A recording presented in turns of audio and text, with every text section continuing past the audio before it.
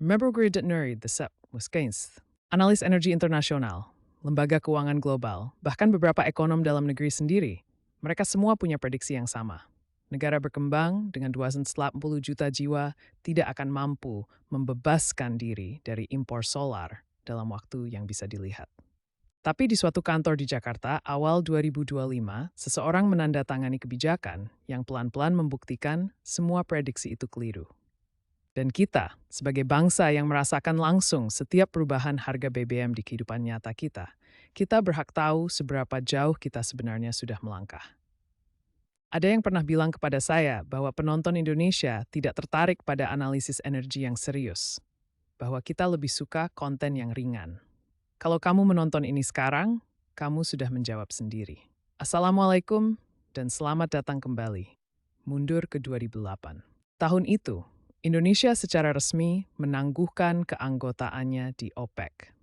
Bukan karena dipaksa, tapi karena kita sudah menjadi negara pengimpor minyak bersih. Bangsa yang dulu ekspor minyak, kini harus beli dari luar. Itu momen yang menyakitkan dalam sejarah energi kita. Dan selama hampir 2 dekade setelahnya, narasi global tentang Indonesia selalu sama. Bergantung, rentan, tidak berdaulat dalam soal energi. Tapi sesuatu mulai berubah, pelan, konsisten, tanpa banyak sorotan media internasional. Dan ada satu pertanyaan gubernur masyhur yang belum ada yang benar-benar jawab dengan jujur.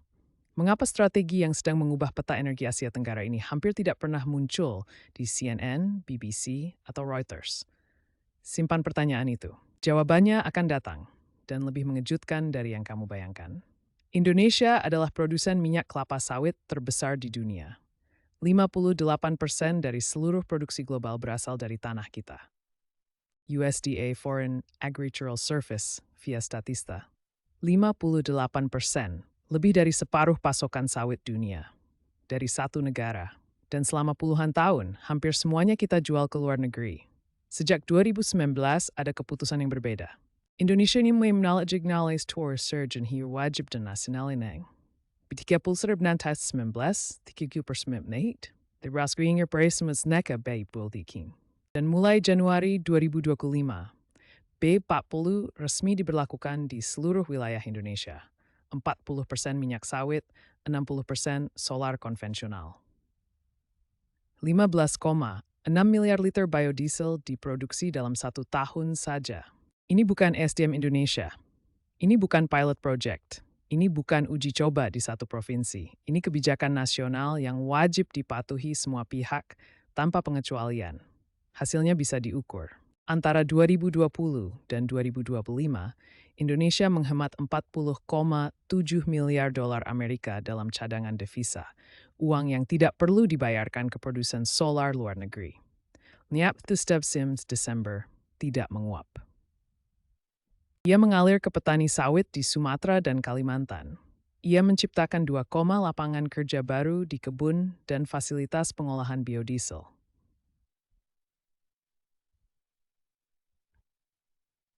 Bukankah ini sama dengan subsidi biasa?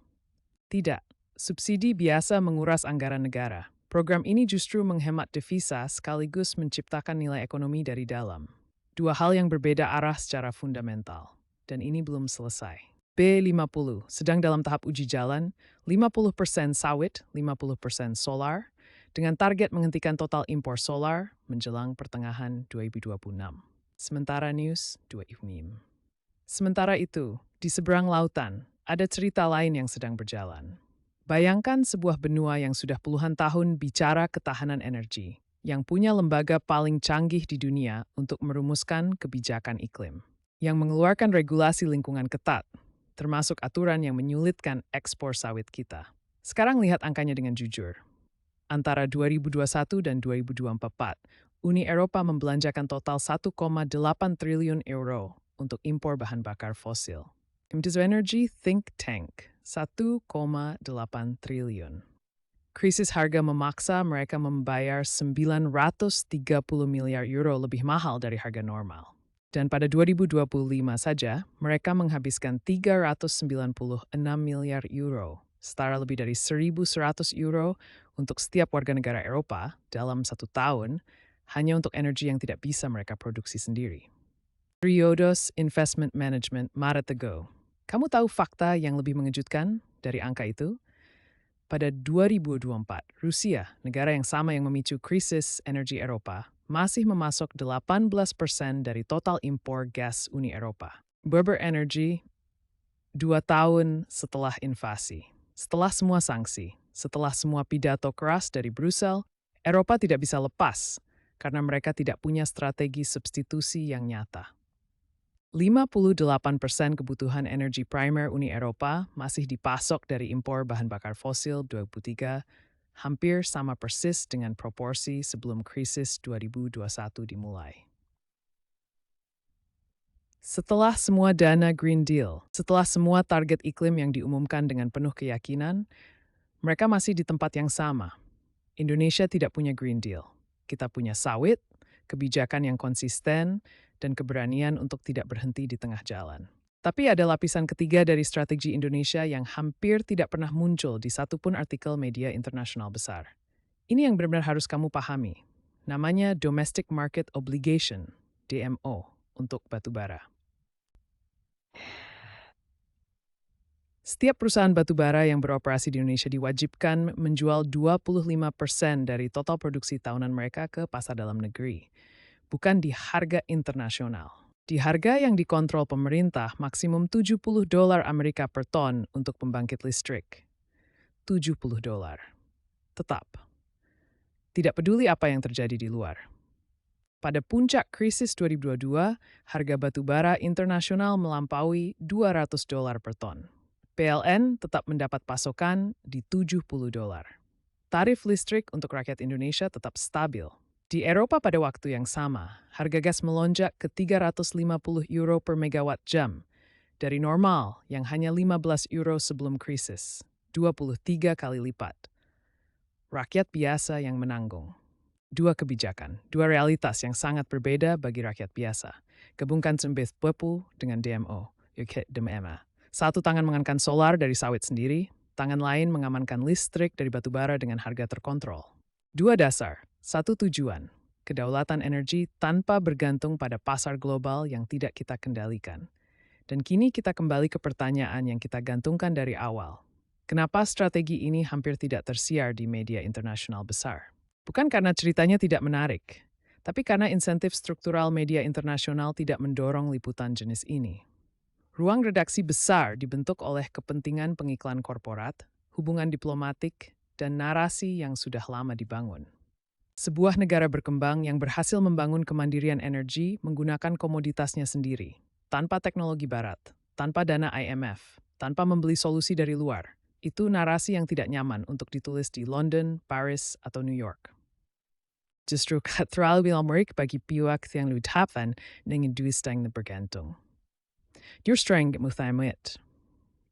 Mantan Presiden Komisi Eropa Ursula von der Leyen berbicara di hadapan Parlemen Eropa.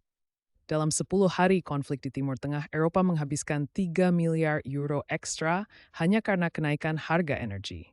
Itulah harga ketergantungan kita, katanya. Indonesia Indonesia sedang untuk tidak edor. Miliaran dolar demi miliaran dolar.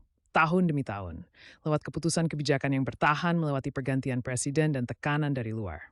Kita memulai perjalanan ini dari nol di 2008, tahun kita menangguhkan keanggotaan OPEC karena sudah jadi importir.